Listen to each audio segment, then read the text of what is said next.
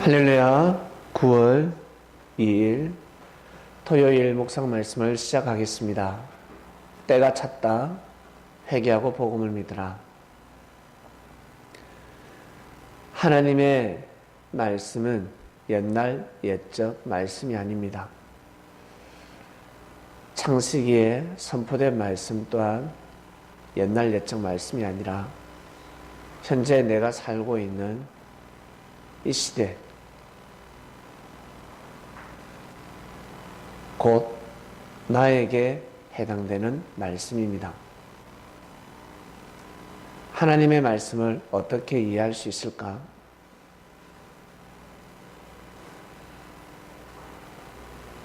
그 시대에 하나님의 말씀을 받은 사람들을 이해하는 것이 아니라 현재 나 자신에게 적용시키면 됩니다. 하나님의 역사는 동시성의 역사, 해 아래 새 것이 없다였습니다. 살다 보면 자신에게 수많은 기회가 왔다는 것을 알 수 있습니다. 경제도 그렇고 삶 가운데 좋은 사람과 인연을 맺는 것, 수없이 기회가 왔다는 사실을 나중에 알게 됩니다. 왜 그럼 나는 몰랐을까? 첫 번째, 무지하기 때문입니다. 무지하기 때문에.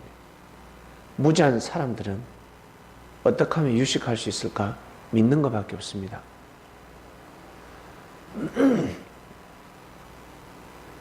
무지한 사람들이 잘 될 수 있는 방법은 믿음밖에 없습니다. 믿음은 감동과 은혜와 큰 깨달음이 있다고 해서 믿는 것이 아닙니다. 보지 않고 믿는 것이 믿음입니다. 사람들은 자신이 가슴에 팍팍 와닿아야 믿음을 가질 수 있다는데 그것은 믿음이 아닙니다. 스스로 깨우치는 거죠. 진정한 믿음은 가슴에 팍팍 와닿지 않아도 아멘 하는 겁니다. 여러분, 예수님이 그리스도 메시아라는 것이 지금은 진리지만 그 시대에 과연 은혜가 되었을까? 예수님이 그리스도 메시아라는 사실이 은혜가 된다는 것은 어디에 비유를 하냐면 노아 시대 때 홍수가 나서 다 죽는다. 방주에 타지 않으면 죽는다. 가슴이 와닿습니까? 비가 와도 와닿지 않을 겁니다. 즉 환난과 어려움이 와도 와닿지 않습니다. 예수지가 뭔데? 예수님이 아니면 성문이 열리지 않습니다. 그 문을 통과할 수 없습니다. 가슴에 팍팍 안 와닿을 겁니다. 와닿을 수가 없죠. 지가 뭔데 하나님은 전지전능하시고 무소부지하시고 예수만이 하나님이냐? 만 백성이 하나님이지 라고 합니다.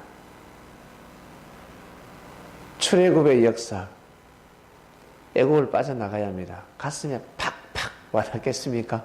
은혜가 되겠습니까? 마치 우리나라 일제치하 때 곧 강복이 된다. 곧 강복이 된다. 가슴에 팍팍 와닿겠습니까?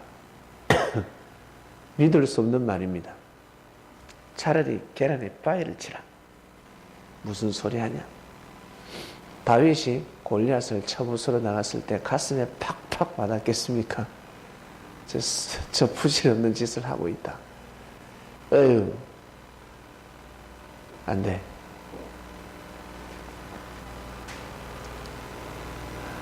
그래서 배우는 것입니다.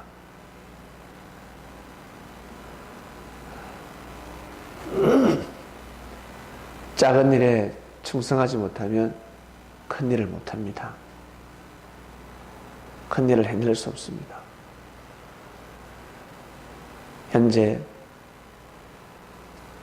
자신을 알지 못하면 형제에 대해서 알 수도 없고 나아가서 예수님에 대해서 알 수도 없습니다. 고로 항상 자신을 통한 경험, 자신을 통한 체험신앙을 통해서 섭리를 볼 수 있습니다. 그래서 자기 분수대로 삶을 살아간다 하지요. 자기 분수대로. 똑같이 말씀을 듣는데 사람들의 생각이 다릅니다. 왜 그럴까? 자신 분수대로 살아가는 겁니다. 여기에서 이적과 기적을 쓸 수 있습니다. 기적의 역사를 쓸 수 있습니다. 어떻게 하면 기적의 역사를 쓸 수 있을까? 어떻게 하면 위대한 삶을 살 수 있을까? 어떻게 하면 나도 좀 대박을 맞이할 수 있을까? 대박이라는 건 무엇입니까? 물질 축복입니다. 정말 편안하게 살 수 없을까? 내 하고 싶은 대로 다 하고 믿음밖에 없습니다. 돈 잘 버는 사람을 믿는 방법밖에 없습니다. 나 혼자서 코피 터지게 열심히 땀을 흘리고 뛰고 달린들 늘 배고픕니다. 부자들한테 가서 물어보세요. 배 부른가? 아직까지 배 고프다고 합니다. 나는 배가 고프다. 이 물질 가지고 안 돼. 10조가 있는데, 30조가 있는데,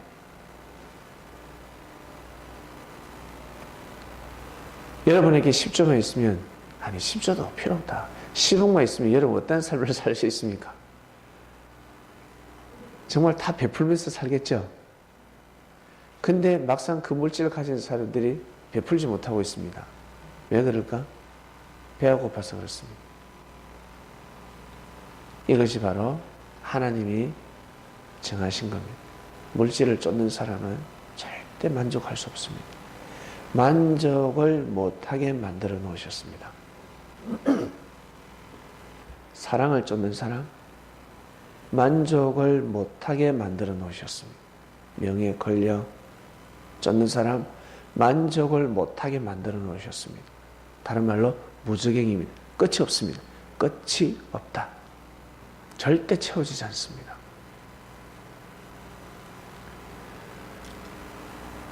그래서 하나님은 물질과 명예와 권력, 사랑을 쫓지 않으시는 분입니다. 하나님 자체가 그렇습니다. 다른 말로 쉽게 이해할 수 있는 건 예수님이 그렇습니다. 예수님이 그렇게 쫓지 않습니다. 왜? 쫓아봤자 하거든. 쫓아봤자 잡으려면 떠나가고 그래서 사단이 무릎 꿇으라 할 때 무릎 꿇지 않았습니다. 40일 금식 기도했을 때 사단이 와서 3가지 시험을 했습니다. 물질, 명예, 권력 다 시험했습니다. 예수님 무릎 꿇지 않았습니다. 왜? 안 잡히니까. 잡힐 수가 없습니다. 때가 찼다. 회개하고 복음을 믿으라. 항상 말씀이 선포가 되면 자신을 향해서 한번 깊은 생각을 해보시길 바랍니다. 때가 찼는데 난 뭐하고 있는지, 무엇하고 있는지, 회개는 하고 있는지, 복음을 믿고 있는지, 옛날하고 지금하고 같은지, 계속해서 말씀은 업그레이드 되고 있는데 나는 퇴보되고 있는지 아니면 진보되고 있는지 나아가고 있는지 자신을 보셔야 합니다. 그래야 이 짧은 생 귀하게 살아갈 수 있습니다. 보람된 삶을 살아갈 수 있습니다. 나중에 먼 훗날 물질이 많은 사람, 의가 많은 사람, 어떤 사람이 하나님한테 감사한 마음을 가지는 줄 아세요? 물질이 없어도 먹고 살고, 물질이 많으면 더 잘 먹고 살겠죠. 근데 나중에 스스로 깨닫게 됩니다. 의가 있는 사람과 의가 없는 사람. 나중에 알게 됩니다. 그러나 지금 여러분에게 와닿습니까? 안 와닿습니다. 가슴에 와닿지 않습니다. 아무 데나 가서 믿으면 되지 뭐. 아무 데나 가서 예수님을 믿으면 되지 뭐. 예수님이 어떻게 역사를 하시는지, 어떤 역사를 하시고자 하시는지를 믿어주면 정말 그것이 진정한 믿음인데 그 믿음을 모르고 있습니다. 성도 여러분, 때가 찼습니다. 역사의 때는 이미 찼습니다. 여러분의 때를 놓치지 마시길 바랍니다. 빨리 회개하시고 복음을 믿으시길 바랍니다. 아니면 큰일 납니다. 여러분 개인에게 빨리 적용을 시켜야 합니다.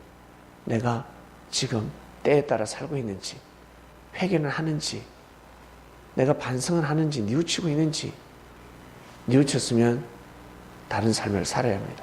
기도하고 마치겠습니다. 하나님 감사합니다. 때가 찼다. 회개하고 복음을 믿으라. 마지막 말씀에 떡을 뗐으면 떡을 떼고 떼도 다 먹을 수 없는 말씀입니다. 때가 찼습니다. 자신에게 때가 찬 걸 알았던 제자들은 때가 되든지 안 되든지 얘야 무조건 복음을 전해라. 말씀을 전해야 돼. 선행을 해야 돼. 복음을 전해라. 형제를 돕는 것도 중요하지만 봉사하는 것도 중요하지만 말씀을 전해라. 꼭 전도해야 돼. 꼭 복음을 전해야 돼. 그 때를 놓치지 마라 하였습니다. 우리 성도님들, 이때가 어느 때인지, 그리고 자신이 어떻게 살아가야 될 때인지 빨리 깨달아야 합니다. 무엇을 해야 되는지. 오늘도 성령의 삶을 살게 하소서. 감사함을 드리며 사랑하는 예수님의 이름으로 기도드립니다. 아멘.